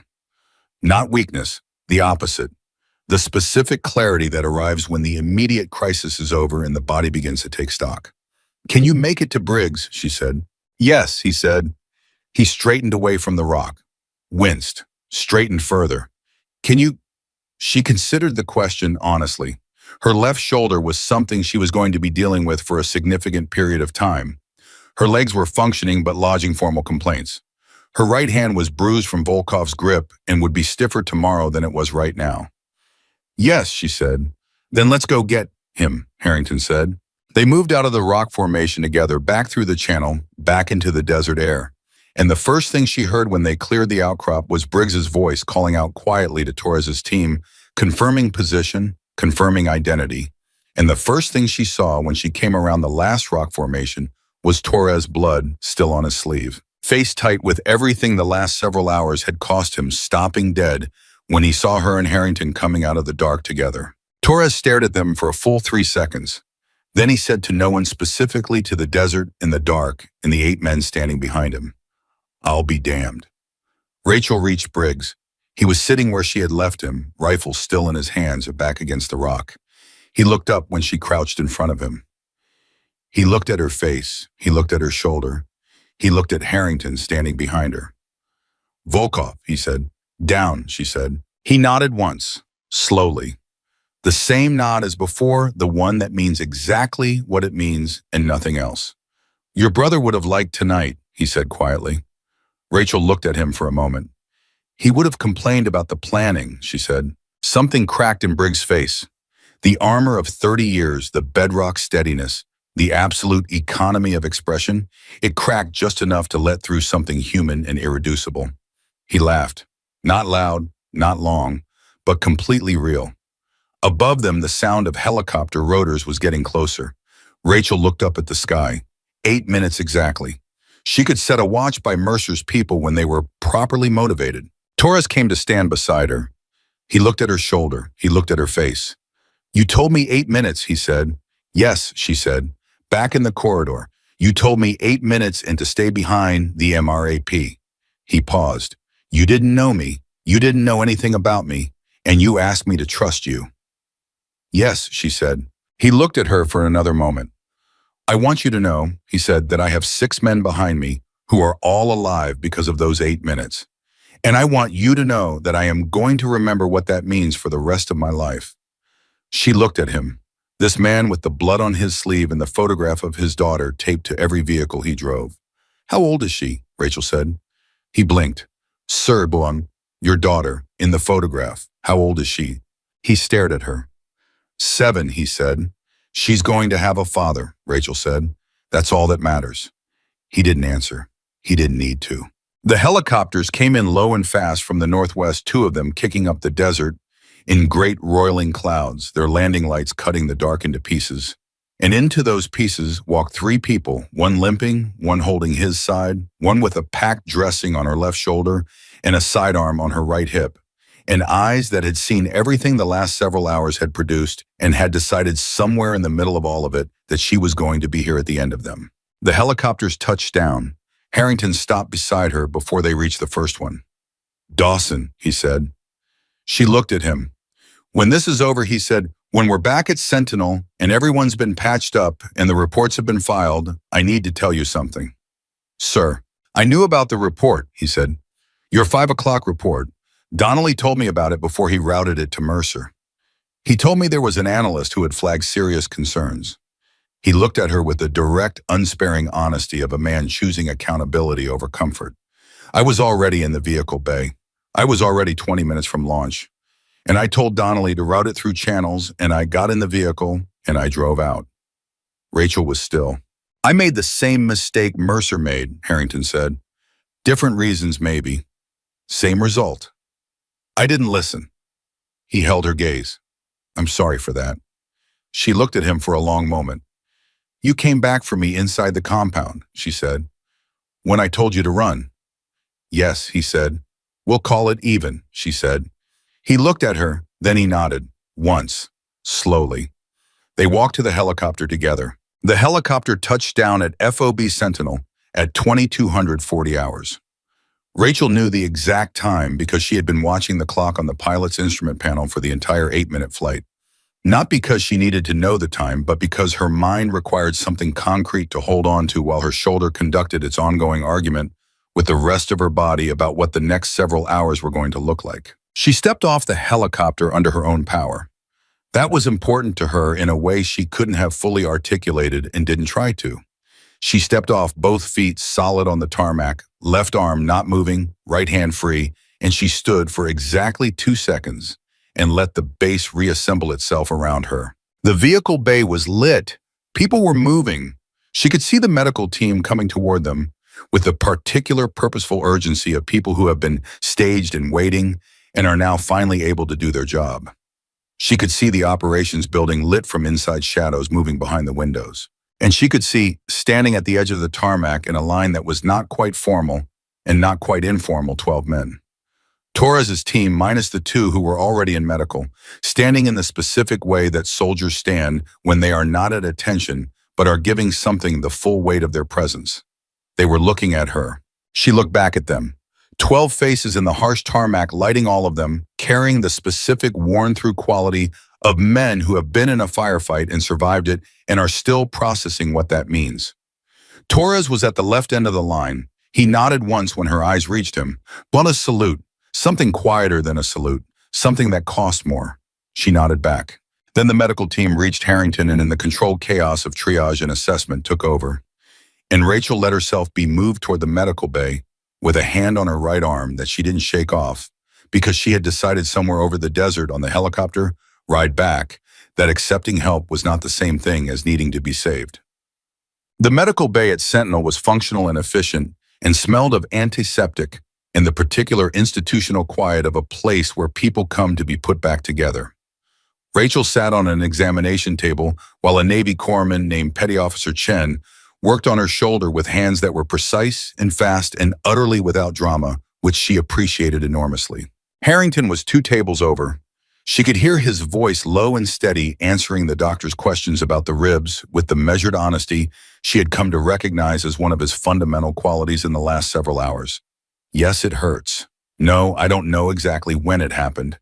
Yes, I can breathe fully. No, not comfortably. Briggs was at the far end of the bay, his ankle elevated, arguing with the doctor about whether he needed an X-ray in a tone that suggested he had been arguing with doctors about this kind of thing for approximately 31 years and had strong opinions about it. "You heard it crack," the doctor said. "I've heard a lot of things crack," Briggs said. "That doesn't mean they need an X-ray." Sergeant Major with respect. "I walked 4 kilometers on it," Briggs said. "With these 2, I'm not complaining." Chen looked up from Rachel's shoulder and caught her eye. He was young, maybe 24, with the slightly overwhelmed expression of someone who has just processed the last several hours and hasn't quite finished. Is he always like that? Chen said quietly. Probably, Rachel said. Chen returned to her shoulder. He worked in silence for a minute. Then without looking up, he said, "That was you, in the corridor, the overwatch positions." Rachel said nothing. "Torres told us," Chen said, "when they came back. He told us about the voice on the radio, the woman who told him to stay behind the MRAP." He paused, his hands still moving. "He said you told him 8 minutes, and then exactly 8 minutes later, the ridge went quiet." Rachel looked at the far wall. "Torres had good instincts," she said. "He moved his men correctly." "He said you cleared 4 positions," Chen said. "From the ridgeline, alone." "I had a spotter," she said. Chen was quiet for a moment. He finished the stitching. He began to dress the wound with the same quiet efficiency. "I have a sister," he said. He said it simply without preamble, the way people sometimes offer something personal when they're trying to say something they don't have a direct word for. "She's the one who pushed me to enlist. She said someone has to be in the room when the decisions get made. Otherwise, the decisions get made without you." He applied the last strip of tape. "I think she'd like you." Rachel looked at him. This young man with the precise hands and the sister who had good ideas about rooms and decisions. "Tell her she's right," Rachel said. He nodded, stepped back. "You're done. The shoulder needs rest. Real rest for at least 3 weeks. The muscle damage is significant, and if you push it before it heals, you'll have chronic instability." "Understood," Rachel said. "I mean it," he said. "I know you mean it," she said. She got off the table. "Thank you, petty officer." She walked to Harrington's table. The doctor had finished with him. 3 cracked ribs confirmed the knee, significant but not structural, a mild concussion from the head impacts. He was sitting up, a fresh shirt replacing the one that had been cut off him, and he looked in the harsh medical bay lighting like a man who has been through something and arrived on the other side of it and is taking his first clear look around. He saw her coming. He watched her walk, assessing automatically the way commanders do, cataloging the damage and the function and the ratio between them. "The shoulder," he said. 3 weeks, she said. He winced slightly, not about his own pain. "I'm sorry," he said. "Don't be," she said. "It's a through and through. It'll heal." He looked at her for a moment. "Sit down," he said. "I'm fine standing." "Rachel." He used her first name the way Briggs had used it, not casually but specifically. Like a choice. "Sit down." She sat down on the chair beside his table. He was quiet for a moment, looking at his hands. The zip tie marks were still visible on his wrists, red lines that would fade, but hadn't yet. "I want to ask you something," he said, "and I want you to answer honestly, not operationally, not tactically, honestly." She waited. "When you walked into that compound tonight," he said, "when you went through the fence and through those corridors and into that room, were you afraid?" She looked at him steadily. She considered the question with the seriousness it deserved. "Yes," she said. He nodded, like the answer confirmed something he'd needed confirmed. "Good," he said, "because I want you to know that what I saw tonight in that corridor at that outcrop, all of it, I've been in combat for 23 years. I have worked with operators at the highest level of capability this country produces, and I have never seen anything like what you did tonight." Rachel said nothing. "Not because of the shooting," he said. "The shooting was extraordinary, but that's not what I mean. I mean the thinking, the 8 months of thinking, the 5 o'clock report, the 2 seconds you spent calculating the patrol gap, the decision to go for the outcrop instead of away from it." He paused. "You understood the whole problem when everyone else was looking at the parts of it. That's the rarest thing I've ever seen." She looked at him. "I was ignored," she said. "The report sat unread." "I know," he said. "And that is a failure that I am going to spend a significant amount of time addressing when I am able to walk without looking like a man who lost an argument with a desert." He held her gaze, starting with Mercer. 2300 hours. Captain Daniel Mercer was standing in the doorway of the medical bay when Rachel walked out. He had clearly been there for some time. He had the look of a man who has been standing in a specific place long enough to have made peace with being there, but not with why he had to be. He was holding a folder, her folder, the classified cover sheet with the JSOC header and the photograph and the name that wasn't Dawson. She stopped in front of him. He looked at the folder. He looked at her. "Ghost," he said. "Captain," she said. He was quiet for a moment. In the hallway behind him, she could see two of Torres' men moving past, and they slowed when they saw her. And one of them, a young corporal she didn't know by name, stopped completely and stood at attention for a full 3 seconds before continuing on. Mercer saw it. She saw him see it. "I owe you an apology," Mercer said. "Yes," she said, not to be cruel, because it was true and pretending otherwise would have cost them both something. And he absorbed that. "I dismissed you," he said, "based on nothing, based on the category I put you in before I knew anything about you." He looked at the folder in his hand. "I had the report. I didn't read it. 2 men are in that medical bay right now because I didn't read it." Rachel looked at him steadily. She had thought about what she would say to him in the abstract on the helicopter ride back. She had thought about it and then put it away because there were more immediate concerns. But standing here now with the medical bay behind her and the tarmac ahead and the full weight of the last 12 hours present in every part of her body that wasn't numb, she found that what she wanted to say was simpler than anything she had prepared. "There will be another analyst," she said, "somewhere in your career. Someone who comes to your table with a report or an observation or a concern, and they won't look the way you expect them to look or sound the way you expect them to sound. And your instinct will be to file them in the category that says, not relevant." She paused. "Remember tonight when that happens." He looked at her for a long moment. "I will," he said. It was not a reflexive answer. It was the answer of a man who has been changed by something and knows it and is not trying to minimize what changed him. She nodded once. She moved past him. He turned. "Dawson." She stopped. "The folder," he said. "I have questions about your assignment here, about who sent you and what they sent you for." She looked at him over her shoulder. "When you're ready to ask the right questions," she said, "I'll be ready to answer them." She walked out into the desert night. "Oi!"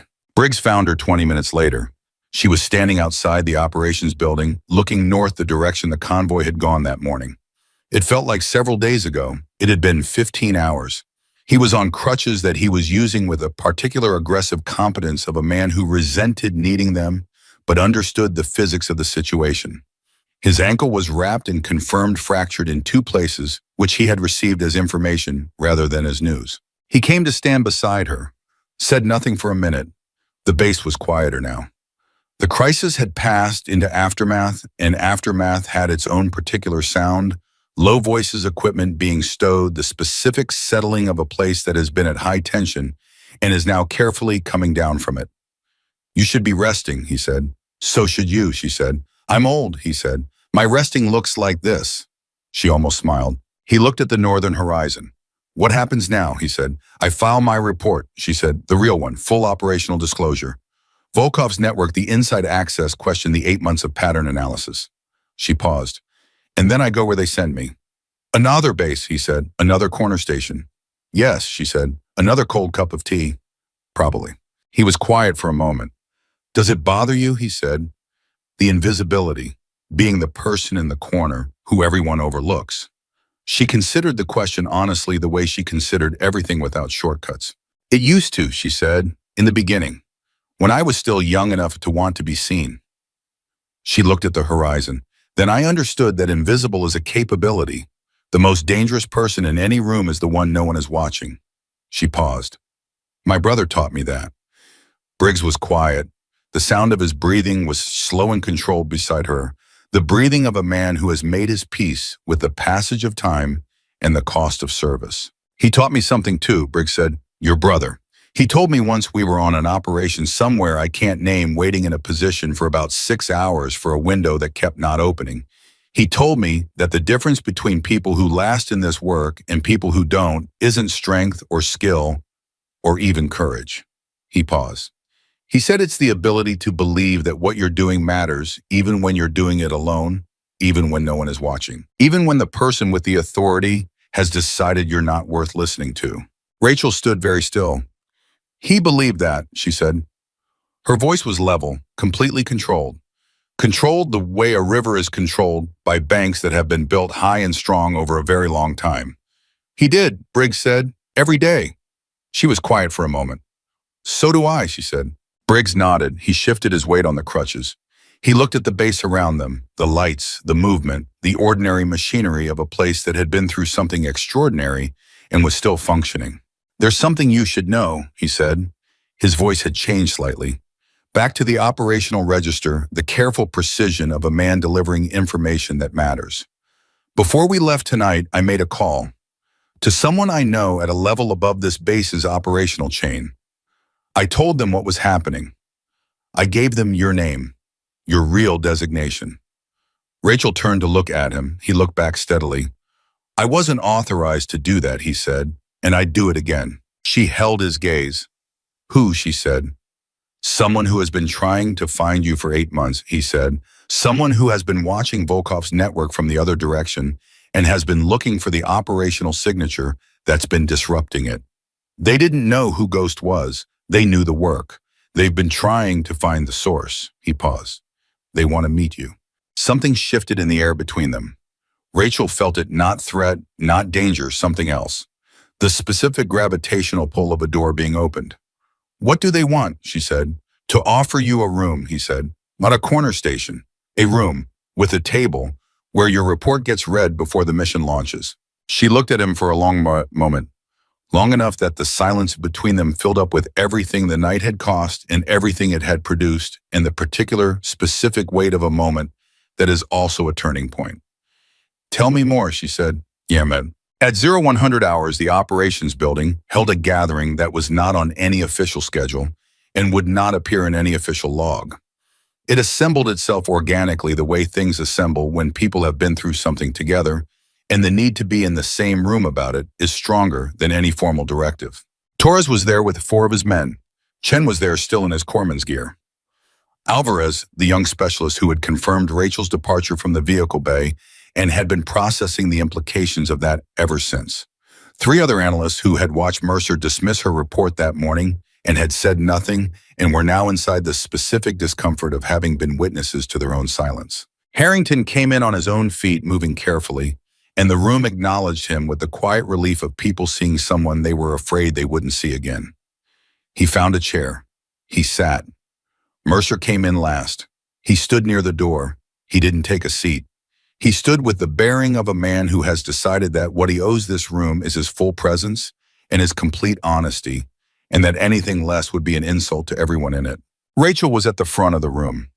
Not because anyone had put her there, because she had walked to the front and stood there, and the room had organized itself around her the way rooms organize around someone who has earned through specific and costly means the right to occupy that particular position.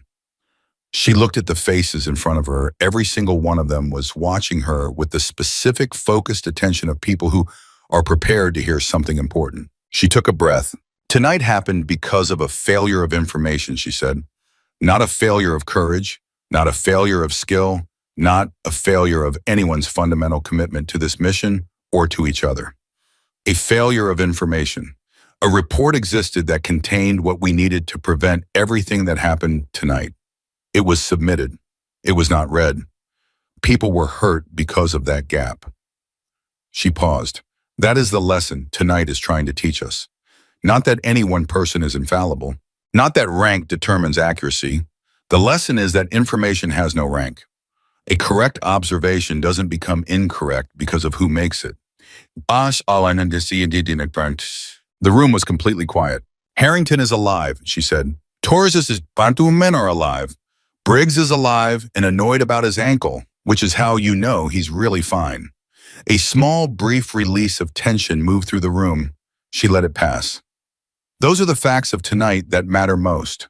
The rest, the report, the decisions, the failures and corrections, those are the work we do tomorrow and the day after. That's the ongoing work." She looked at Mercer, direct, clear, without malice. "We do it better by doing it honestly." Mercer held her gaze. He nodded. She looked back at the room. "You don't need to know who I am," she said. "What I am? Those are classified facts that have no bearing on what this base does tomorrow morning. What you need to know is this: there are people in every room, at every base, in every operation who see things that others don't, who ask questions that make the people in authority uncomfortable, who submit reports at 5 in the morning and drink cold tea at their corner stations and wonder if anyone is paying attention." She paused. "Pay attention to those people.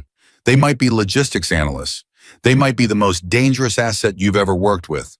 Either way, what they're telling you is worth hearing. She stopped. The room held the silence for a moment. Then Torres stood up. He didn't say anything. He just stood. Then the man beside him stood. Then Chen. Then Alvarez. Then one by one the rest of the room until everyone was standing, including Mercer, who rose from near the door with the deliberate care of a man ensuring he gets this moment exactly right. The last one to stand was Harrington. He rose from his chair slowly, his hand braced against the armrest, the ribs making their presence known in the tightening around his eyes. He straightened fully. He looked at Rachel across the room. He said nothing. He didn't need to. She looked back at him, at all of them. These men who had, over the course of 15 hours, moved from ignoring her to standing in silent acknowledgement of something she couldn't have named precisely but felt with complete certainty. She nodded once. She walked out. 02:30 hours. The base had gone to its reduced nighttime operational posture. The lights in the operations center were at half the communication station manned by a single overnight operator, the vehicle bay quiet. Rachel was in her quarters. Her bag was on the bed. It was not a large bag. It never was.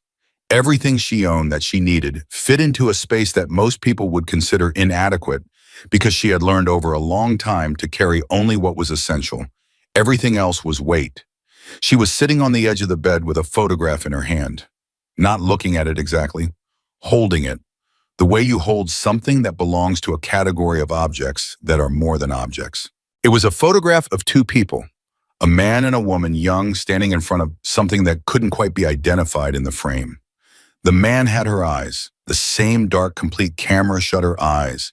He was laughing at something outside the frame, and the laugh had reached every part of his face in the specific total way that some people's laughs do, the kind that makes you want to be present for whatever produced it. She had been carrying this photograph for 9 years. She had carried it through 14 countries and 31 operations in more corner stations than she could count. She had carried it through the operations that worked perfectly and the ones that went sideways, and the long specific grief of losing someone in a way that never gets entirely resolved, only integrated, carried forward, made into something functional rather than something that stops you. She was looking at it tonight because tonight had cost her something and given her something in equal measure, and she needed to account for both. Her brother had gone into Fallujah alone because his people were inside and he couldn't leave them. She had gone into a desert compound alone for the same reason. Not the same person, not the same mission. The same fundamental thing, the decision that lives beneath all the training and the tactics and the classified designations, the decision about what you will do when there is no authority telling you what to do and no one watching to record whether you do it right. She knew what she would do. She had always known. She put the photograph in the bag. A knock at the door. She recognized the weight of it. "Briggs, come in," she said. He came in on the crutches, managed the door with the controlled irritation of a man who has decided to master this situation regardless of how long it takes, and came to stand in the middle of the small room. "Flight out at 0600, he said. "Mercer arranged it. Your debrief will be stateside." He paused. He also submitted a commendation, full operational detail, to the level of command above his. She looked up at it. "He didn't have to do that," she said. "No," Briggs said. "He didn't." He let that sit for a moment. "He also asked me to tell you something." He said, and I'm quoting because he was very specific about the wording, he said, "I read the report. All of it, every word, and I understand what I missed." Rachel was quiet. "He means it," Briggs said. "I know," she said. "That's why I'm glad he said it." Briggs stood in the room for a moment, leaning on the crutches, looking at her with the steady, specific attention of a man who has one more thing to say, and is choosing the moment for it with the same care he brought to everything. "The people I told you about," he said, "the ones who want to meet you, they're not going to make you stop being invisible if you don't want to be. That's not what they're offering." He paused. "They're offering you a table where invisible and visible can be the same thing, where your work doesn't have to live in a corner and your reports don't have to sit in an unread inbox." He looked at her steadily. "Where what you are doesn't have to be a secret from the people you're protecting." She looked at him. She looked at her bag on the bed. She looked at the door. "I'll think about it," she said. "That's all I'm asking," he said. He turned toward the door, managed it with somewhat less irritation than the first time, paused before going through it. "Rachel," he said. "Yes." Get some sleep. 3 hours is better than zero. She almost smiled. Good night, Sergeant Major. He left. She sat for another moment in the quiet room. She thought about Torres's daughter. She thought about Chen's sister and her idea about rooms and decisions. She thought about Harrington standing up from his chair, despite the ribs, because some moments require you to stand, regardless of what it costs. She thought about Alvarez, 22 years old, who had watched and said nothing, and she was fairly certain the kind of person who would not make that mistake again. She thought about her brother, about the laugh in the photograph, about the 9 years of carrying him forward into every room she walked into, every corner station she occupied, every report she submitted, and at 5 in the morning into an inbox that might or might not be opened. He had believed the work mattered even when no one was watching. She believed it too. She lay down on the bed. She did not close her eyes immediately. She looked at the ceiling of a room at a base in a desert, and she listened to the bass settle around her, and she let herself feel just briefly and completely the full weight of the last 15 hours. 2 men alive who might not have been. 12 men who could go home to the people waiting for them. A commander returned from a desert that had tried to swallow him whole. A network of 8 months' work dismantled. A man named Volkov who would not be building anything new. Not everything. Not the inside access question not fully resolved. Not the larger architecture of who had been watching the base's movement patterns for 6 weeks. Not the cost to Briggs's ankle or her shoulder, or the 2 men still in the medical bay. Not the particular specific grief of still carrying the photograph. But enough. Tonight it was enough. She closed her eyes. At 0600, Rachel Dawson, who was not logistics, who had never been logistics, who was Ghost and had always been Ghost, walked out of Fob Sentinel with a bag that weighed less than 40 pounds and contained everything she needed. The tarmac was quiet in the early morning. The helicopter was staged and waiting. The pilot ran through pre-flight checks with the focused economy of someone who does this before dawn on a regular basis and has made his peace with early mornings. Harrington was there. She hadn't expected him to be. He was standing at the edge of the tarmac in clean clothes with his arm against his side for the ribs and the same steady, unbroken face he'd had in the compound when she told him to leave, and he refused. He held out his hand. She took it. They shook once firm the handshake of 2 people who have been through something together and are not going to diminish it by pretending it was less than what it was. Wherever they send you next, he said, someone is going to be glad you're there. They just won't know it yet. She looked at him. They never do, she said. She walked to the helicopter. Behind her, standing in a loose group at the edge of the tarmac, Torres Chen Alvarez Briggs on his crutches and 5 others she had learned by face, if not always by name. Over the last 15 hours, a line of people who would remember this night for the rest of their lives, who would tell the story different depending on who was asking and what they were cleared to know, but who would all carry the same central indelible fact of it. She had been there. She had seen what everyone else had missed. She had gone where no one had told her to go and done what no one had thought to ask her to do, and she had brought a man home from a desert that had been designed to keep him. The helicopter lifted. Rachel Dawson did not look back. She didn't need to. The desert fell away below her, vast and indifferent, and already filling in the marks that people had made on it, the way deserts do, with the patient certainty of something that has been here longer than any of them and will be here long after. She looked forward, toward wherever they would send her next, toward the next corner station, the next cold cup of tea, the next room full of people who would look past her and file her in the wrong category and fail to read the report she had submitted at 5 in the morning. She would be ready when they finally looked. She was always ready. And somewhere in the classified architecture of the organizations that move like ghosts through the spaces between what is known and what is acted upon a file was being updated. A designation confirmed a name attached to a body of work that had over 18 months and 14 countries and 31 operations been consistently, completely, and absolutely correct. The name was Ghost. And Ghost was not invisible because she was overlooked. She was invisible because she chose to be. And when she chose to be seen, the desert remembered.